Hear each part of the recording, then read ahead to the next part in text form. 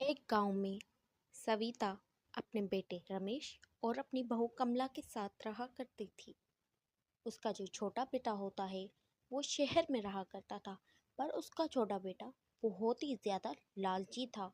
वो अपनी माँ की पेंशन पे नजर रखता था और वो चाहता था कि उसकी माँ उसके साथ रहे और वो पेंशन वो ले, ना कि उसका बड़ा भाई ले। उसके बाद वो अपनी माँ को आखिरकार मना ही देता है कि वो उसके साथ रहे और वो पेंशन उसे मिले। उसकी बात वो आती है घर और अपनी बहू को बताती है कि मुझे अपना छोटा बेटा बुला रहा है। वो बोल रहा है कि शहर में बहुत अच्छे तरीके से आपका इलाज करवाऊंगा। उसके बाद सविता बोलती है कि माँ जी, आपकी मर्जी है, अगर आप जानना चाहती हैं तो भले जाइए। उस दिल में ये ज़रूर होता है कि अगर माँ जी चली गई तो मेरा पति तो मजदूरी करता है, वो तो इतने पैसे नहीं कमाता कि हम दो वक्त की रोटी खा सकें। वो तो माँ जी की पेंशन मिलती है, उससे थोड़ा बहुत घर का खर्च चल जाता है। तभी रमेश बोलता है कि तुम दोनों क्या बातें कर रही हो आपस में। तभी कमला बोलती है रमेश को कि माँ जी, आपके छोटे भाई के घर जाने की बातें कर रही हैं। वो बोल रही हैं कि मुझे उनके घर रह के रहना है।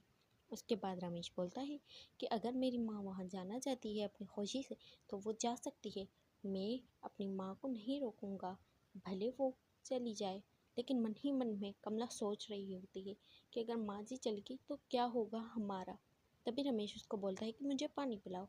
उसके बाद कमला अपने पति को पेंशन की बात करती है तो वो बोलता है कि कोई बात नहीं, वो माँ की पेंशन है, वो माँ की मर्जी है कि वो मुझे दे या अपने छोटे भाई को दे। तभी उसकी माँ बोलती है कि बेटा, तुम लोग परेशान मत हो, मैं अपनी पेंशन तुम लोगों को भेजा करूँगी। लेकिन उस बेचारी को क्या ही पता था कि उसका छोटा बेटा उसे पेंशन के लिए बुला रहा है। जब वो चली जाती है तो छोटी बहू बहुत ही ज़्यादा परेशान होती है और वो कह रही होती है अपने पति को कि अब हम क्या करेंगे, माँ जी तो चली गई, आप इतना नहीं कमाते कि हम दो वक्त की रोटी खा सकें। तभी रमेश बोलता है कि तुम परेशान मत हो, मैं जब एक टाइम की मजदूरी कर लेता था तो आज के बाद मैं सुबह शाम मजदूरी करूँगा और हम दो वक्त की रोटी तो खा ही सकते हैं।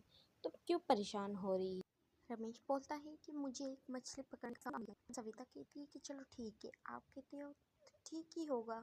उसके बाद वो जल्दी उठ के काम के लिए निकल जाता है और पीछे सविता बोलती है कि मैं भगवान से प्रार्थना करूंगी कि इनका काम सही से हो जाए। उसके बाद बेचारा रमेश जो कि घर से निकलता है जल्दी जल्दी मछली पकड़ने के लिए। उसके बाद वो मछली पकड़ने के लिए अपने घर से पूरी तैयारी के साथ निकलता है और उसके बाद वो चलते ही चलते एक अच्छी नदी ढूंढने लगता है जहाँ पर मछलियाँ ज़्यादा हो।